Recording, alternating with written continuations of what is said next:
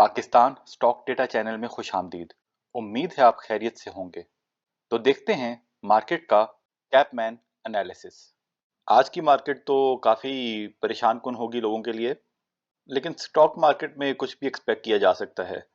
आज अगर सुबह देखें तो मार्केट पहले ऊपर ही ऊपर लेते गए और 67,000 पे चली गई, तकरीबन 700-800 पॉइंट्स ऊपर थी, और फिर पहले वहां से आहिस्ता आहिस्ता डिप देनी शुरू की और डिप दे दे के 1000 पॉइंट्स नीचे ले आए, और 66,000 की जो लोगों ने टेक्निकल एनालिस्ट ने सपोर्ट बनाई हुई थी पहले वो तोड़ी, और वो तोड़ के एकदम इतनी सेलिंग आई है कि अगर 65 की किसी ने सपोर्ट बनाई हुई थी तो वो भी तोड़ी, फिर 64,500 की भी तोड़ी, और 64,400 के पास जाके वहां पे बाइंग आई है।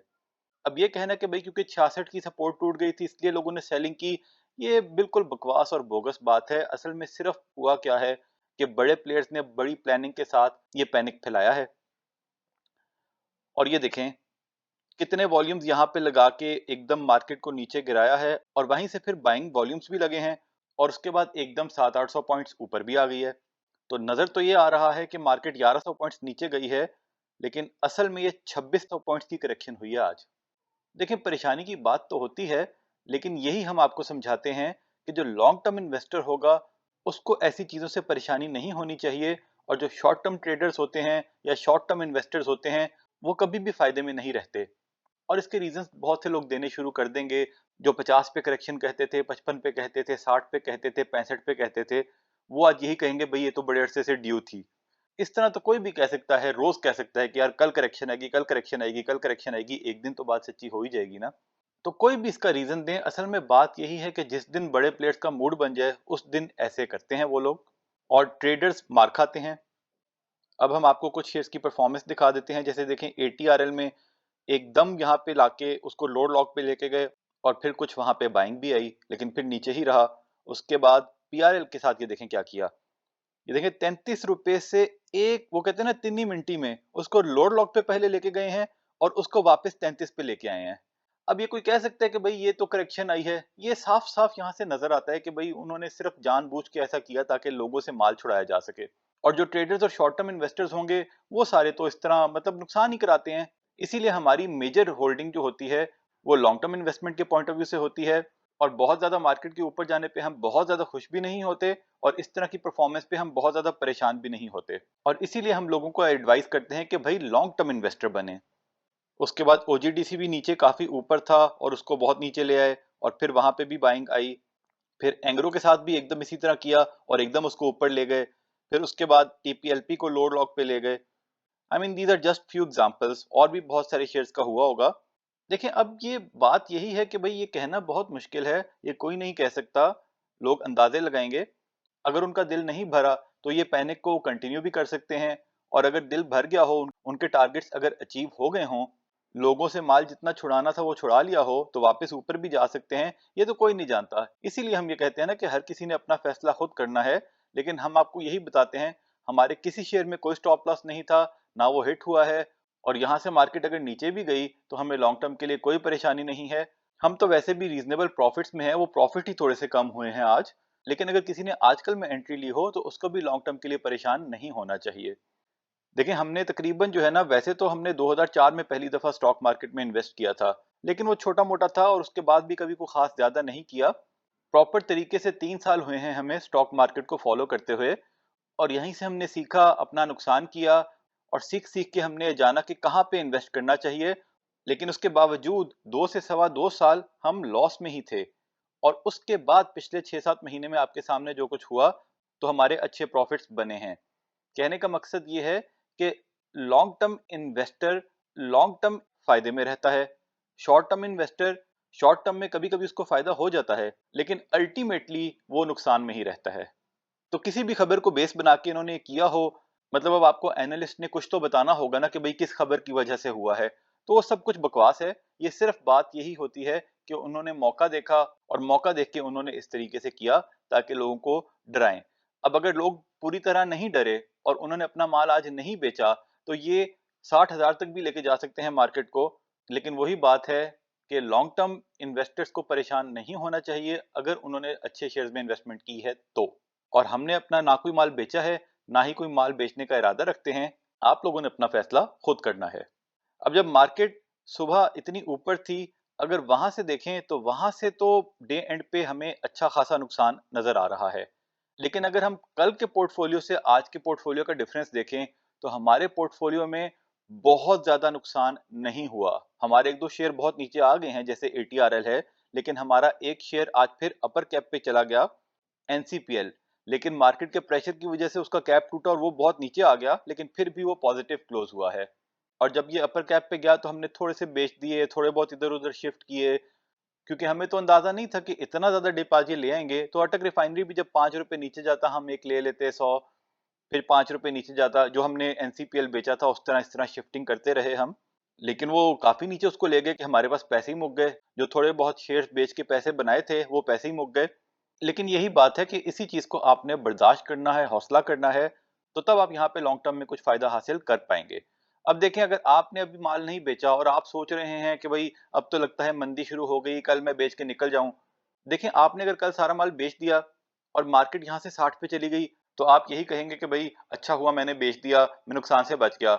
अगर आपने कल माल बेच दिया और यहाँ से मार्केट 2000 पॉइंट्स ऊपर चली गई, तो फिर आप ही रोएंगे कि भाई क्यों मैंने बेच दिया। और अगर बात वही है कि शेयर अच्छा है और लॉन्ग टर्म के लिए लिया है, तो फिर वो आज नहीं, एक हफ्ते बाद या एक महीने बाद या एक साल बाद ऊपर जाएगा। बहरहाल बताने का मकसद यही है कि हमें कोई परेशानी नहीं है, आप लोग अपना अपना फैसला खुद कर लें। आगे बढ़ने से पहले बताते चलें, हम कोई बाय सेल कॉल नहीं देते, सिर्फ फंडामेंटल एनालिसिस करते हैं। फैसला सबने खुद करना है, क्योंकि मुनाफे में मौज अपनी अपनी और नुकसान में दौड़ अपनी अपनी। सर्किट ब्रेकर्स को देखें तो वही फजूल कंपनीज हैं। टीएनएससी को आज लगा, इसमें हमारे पास कोई 300-400 शेयर्स थे, हमने उसको स्टॉप लॉस लगाया हुआ था, तो इसमें पहले स्टॉप लॉस हिट हुआ और फिर वो वापस अपर कैप लग गया, 2-4 हज़ार इसमें इस तरह बन गए। लेकिन इस तरह तो होता है इस तरह के कामों में। और लोअर कैप इतनी मंदी के बावजूद भी देखें, लोअर कैप में सिर्फ दो कंपनी है, एक तो वही फजूल है जिसको बिला वजह अपर कैप लगाते जा रहे थे और अब लोअर कैप लगाते जा रहे हैं। लेकिन ज्यादातर कंपनी इसको नीचे ले जाके वहां से माल छुड़ा के बाइंग आई है। अब अगेन अगर उनका दिल नहीं भरा, तो फिर कल इसको फिर लोड लॉक पे लगा के और माल छुड़ा के वो वापस ऊपर लेके आ सकते हैं। और अगर दिल भर गया है तो यहीं से ऊपर लेके जा सकते हैं। ये कोई नहीं जानता कि क्या ड्रैकुला ने जितना खून चूसना था उसने चूस लिया है, या भी उसको और खून चाहिए। लेकिन लॉन्ग टर्म इन्वेस्टर्स जिनके पास कोई फालतू पैसा भी नहीं है, अगर तो पैसा है तो यहाँ पे और बाइंग की जा सकती है। और अगर पैसा नहीं है तो फिर वो बेशक ज्यादा मार्केट को देखना छोड़ दें जब तक मार्केट वापस ऊपर नहीं आती, जो कि कल भी हो सकता है और हफ्ते बाद भी।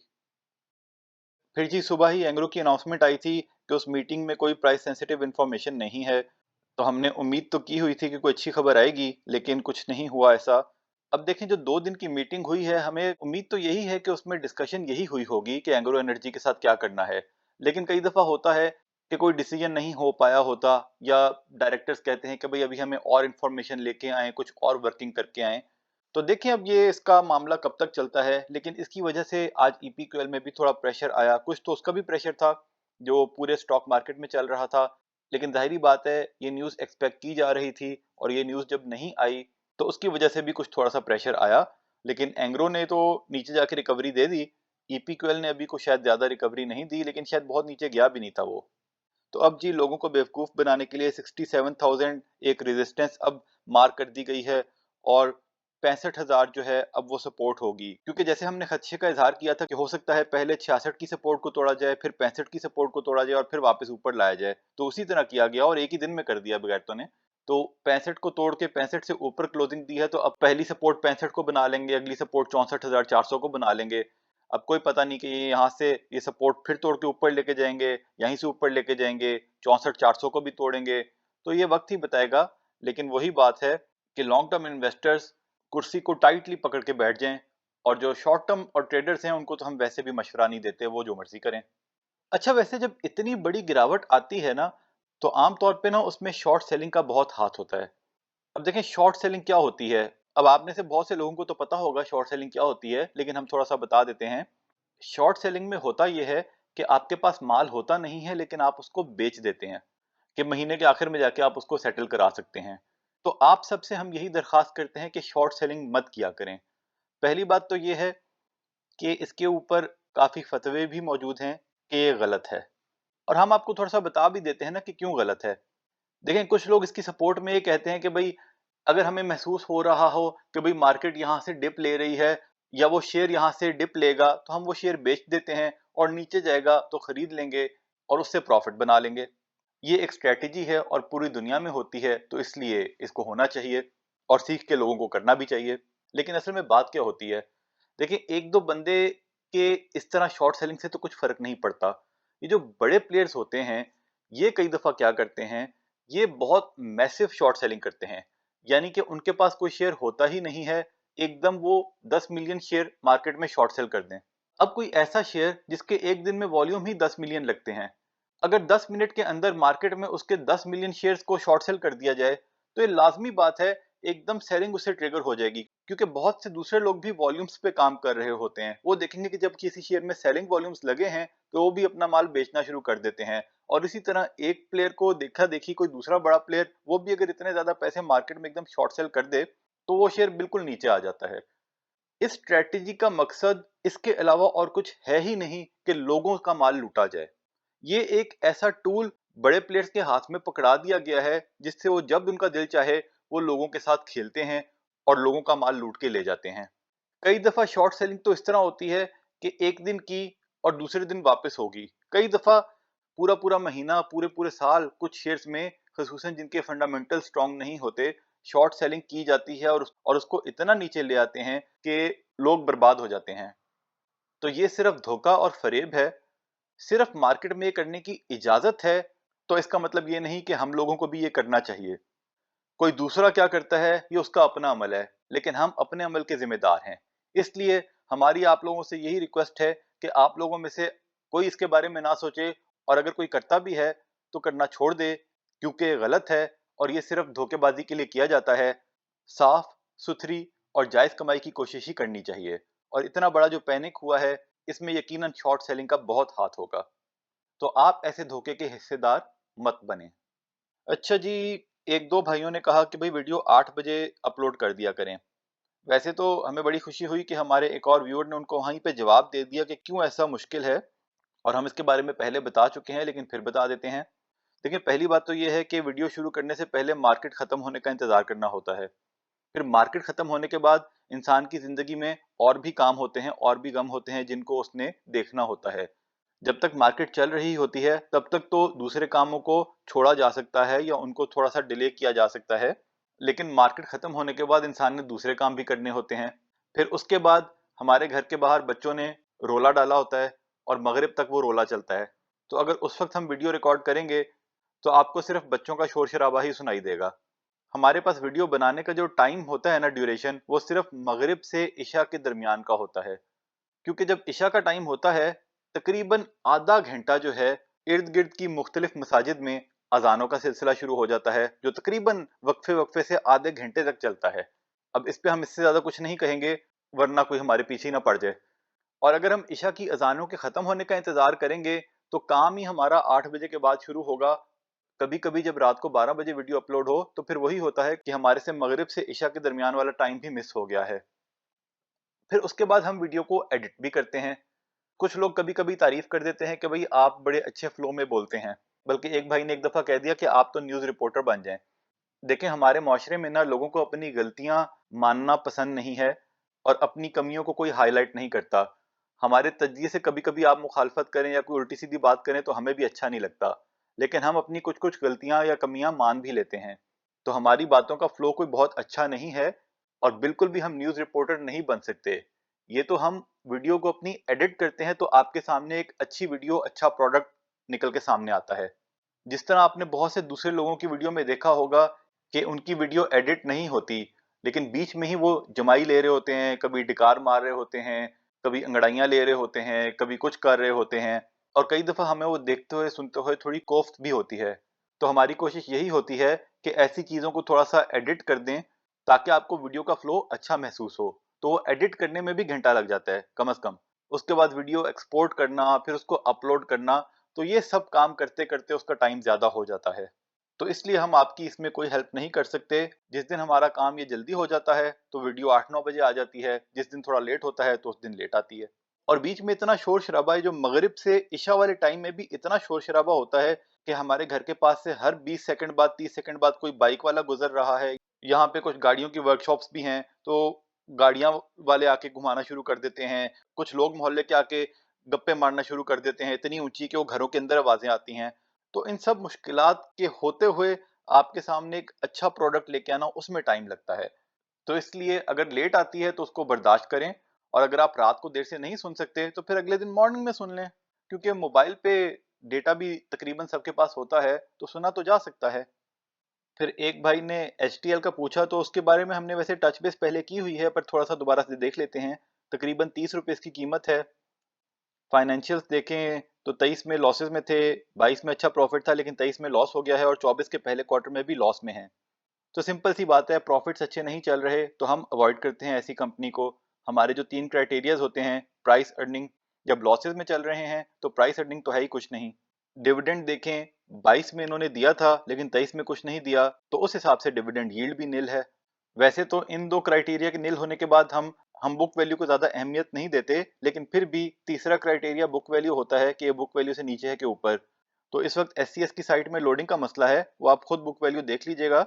लेकिन अगर वो 30 से ऊपर भी है, 50-60 भी है, फिर भी पहले दो क्राइटेरिया, यानी कि डिविडेंड यील्ड और प्राइस अर्निंग, उन दोनों क्राइटेरिया के मुताबिक ये कंपनी पूरी नहीं उतरती, तो हमारा इसमें कोई इंटरेस्ट नहीं।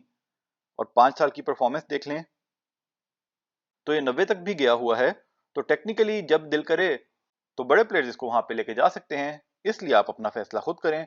लेकिन ये भी हो सकता है कि ये लॉसेस में चलते रहें तो ये कभी भी ऊपर ना जाए। जैसे हेस्कॉल 300 पे जाके 6 रुपए पे आया है, और टेक्निकली तो लोग शायद ये कहें कि एक दिन वो फिर 300 पे जा सकता है। तो ऐसी इलॉजिकल बातों पे हम तो गौर नहीं करते। आप अपना फैसला खुद कर लें। ये सारा डेटा हमने PSX की साइट से लिया। आप खुद वैलिडेट करें, फिर अपना फैसला करें। याद दहानी करवा दें कि बाय सेल कॉल नहीं थी, वजह पहले बता चुके। तज्जिया पसंद आया तो शेयर, लाइक, सब्सक्राइब करें, बेल आइकॉन पे क्लिक करें। खुश रहें और अपने अमल पे तवज्जो दें। अल्लाह के हवाले।